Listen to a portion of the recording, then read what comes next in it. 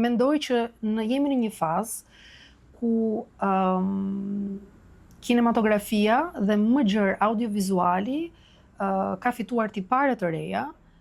dinamika të reja, dhe ky ligj sfida të reja, ne na parafron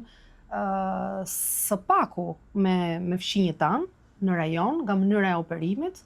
na parafron me vende europiane, të cilat tani më e kanë